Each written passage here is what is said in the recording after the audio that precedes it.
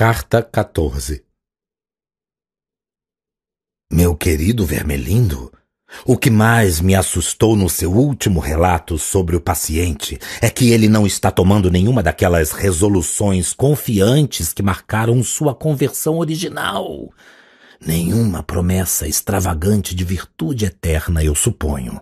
Nem mesmo a expectativa de receber o dom da graça para a vida, e sim apenas a de ter esperança de encarar as tentações do aqui e agora diante da insignificância do aqui e agora. Isso é péssimo. Só vejo uma coisa a fazer no momento. O seu paciente se tornou humilde. Você já chamou a atenção dele para esse fato?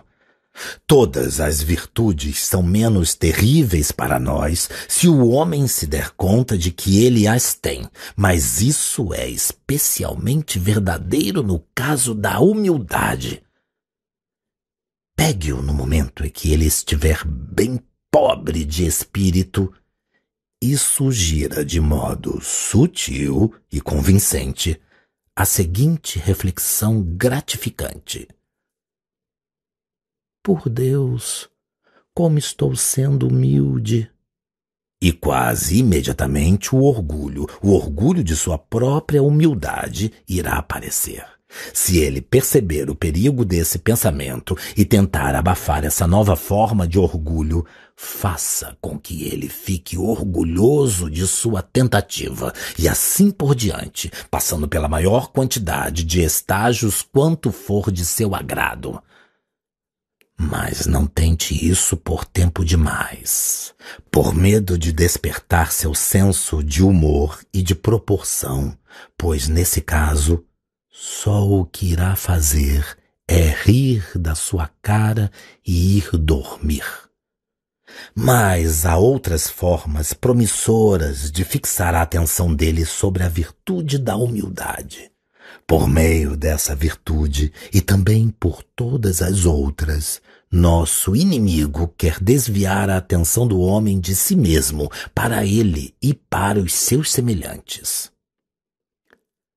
Toda a humilhação e repulsa de si mesmo foram designados, em longo prazo, única e exclusivamente para esse fim.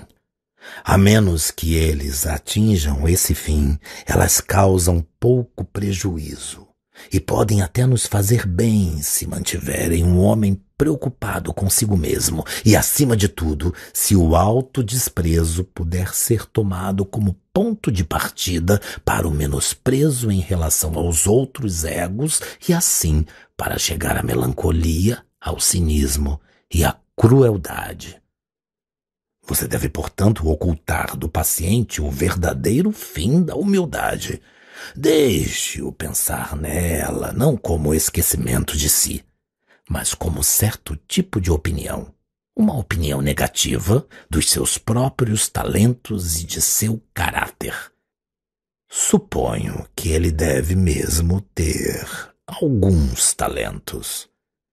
Inculque na mente dele a ideia de que a humildade consiste em tentar acreditar que aqueles talentos são menos valiosos do que ele crê que são. Não há dúvida de que eles são realmente menos valiosos do que ele acredita, mas não é esse o ponto. A grande jogada é fazê-lo valorizar uma opinião por alguma qualidade diferente da verdade e, assim, introduzir um elemento de desonestidade e faz de conta no coração daquilo que, de outro modo, acabaria se tornando uma virtude. Por esse método, milhares de pessoas foram induzidas a pensar que a humildade significa o que sentem mulheres bonitas que tentam crer que são feias, ou os homens inteligentes que tentam acreditar que são tolos.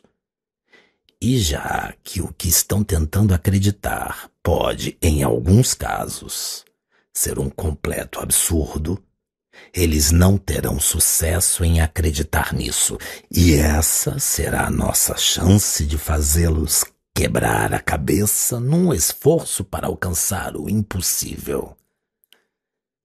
Se quisermos antecipar a estratégia do inimigo, temos que levar em conta os seus objetivos.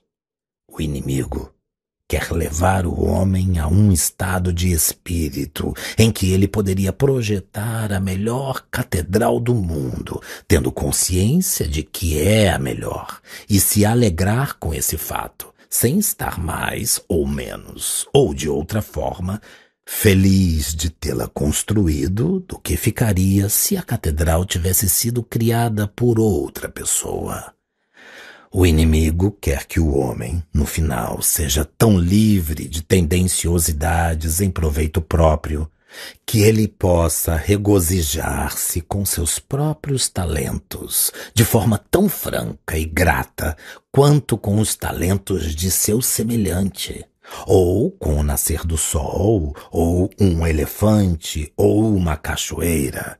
Ele quer, em longo prazo, que cada homem esteja em condições de reconhecer todas as criaturas, inclusive a si mesmo, como coisas gloriosas e excelentes. Ele quer matar o amor próprio animalesco que existe nele o mais rápido possível. Mas temo que sua política de longo prazo seja de restaurar neles um novo tipo de amor próprio, uma caridade e gratidão por todos os seres humanos, incluindo a eles próprios. Quando eles tiverem realmente aprendido a amar cada qual a seu próximo como amam a si mesmos, eles estarão autorizados a se amarem a si mesmos como amam a seus próximos. Pois não devemos nunca esquecer qual é o traço mais repugnante e inexplicável do nosso inimigo. Ele realmente ama os bípedes desprovidos de cabelos que criou e sempre devolve com a mão direita o que lhes tira com a esquerda. Todo o esforço que o inimigo fará, portanto, será o de levar o homem a deixar de se concentrar no seu próprio valor. O inimigo preferiria que o homem pensasse em si como um grande arquiteto ou um grande poeta e depois esquecesse tudo sobre isso, a que ele gastasse tempo e energia tentando se considerar um mau arquiteto ou um poeta medíocre.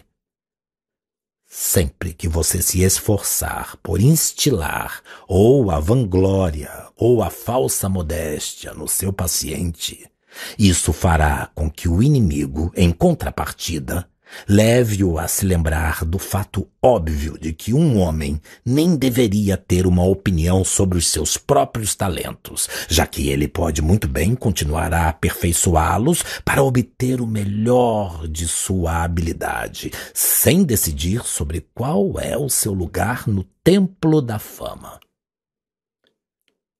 Você deve tentar a todo custo apagar tal lembrete da consciência do seu paciente. O inimigo também tentará fazer com que o paciente se conscientize de uma doutrina que todos eles professam, mas acham difícil de traduzir em termos de sentimentos. A doutrina de que eles não criaram a si mesmos, que seus talentos são dádivas e que se não fosse assim, eles também poderiam muito bem ficar orgulhosos da cor de seus cabelos. Mas o objetivo do inimigo será sempre e por todos os meios tentar tirar tais questões da mente do paciente, e o seu será de inculcá-las nela. Nem sobre os próprios pecados cometidos pelo homem o inimigo sequer deseja que ele pense em demasia. Uma vez que ele tenha se arrependido, quanto antes ele deixar de prestar atenção em si mesmo, mais satisfeito fica o inimigo. Com carinho, seu tio Maldanado.